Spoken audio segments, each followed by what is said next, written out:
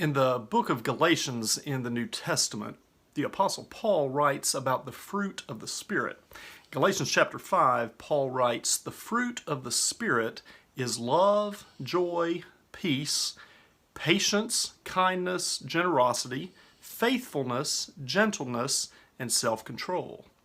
Let me read those again.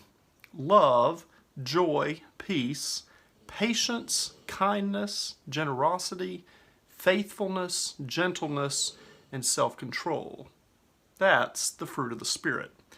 Now, those 9 qualities would be worth meditating on one at a time, asking ourselves, where do I see evidence of this fruit in my life at this time? Where do I see love? Where do I see joy? Where do I see generosity? And so on. And then ask, it's a 2-part thing. Then, secondly, we ask, where in my life do I need to ask God to help me grow this particular fruit? Where do I need God to help me develop patience? Where in my life right now do I need help developing faithfulness? Where do I need help developing gentleness? And it doesn't take a whole lot of imagination to realize that our country right now could use each one of these. Our country needs a few people who are consciously working to cultivate these fruits because society's momentum is working in the opposite direction. Out of that list of 9, the characteristic that has always stood out a bit for me is self-control. Now, I'm not exactly sure why it is that that one stands out, though it undoubtedly has to do with the fact that I need more self-control in my own life. In some ways, self-control feels like the fruit of the Spirit that has the sharpest edge, because it rather directly suggests that we might be out of control. 2 examples occur to me from my life. One is eating ice cream. I love eating ice cream, especially chocolate chip ice cream. But I'd also like to lose a bit of weight. Now, in case it's not obvious, those 2 things are in a good bit of tension with each other.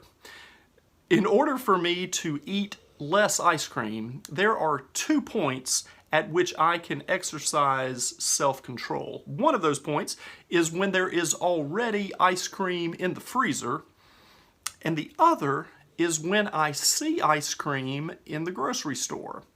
And if I can exercise self-control at the grocery store, then that makes it a whole lot easier to exercise self-control at home. The other example is Twitter.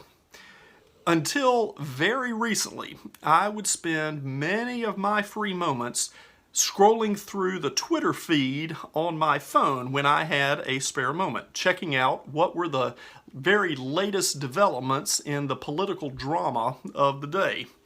And during that time, I noticed that my anxiety and my blood pressure were rising, but I just figured that those were the side effects of living in a very stressful time.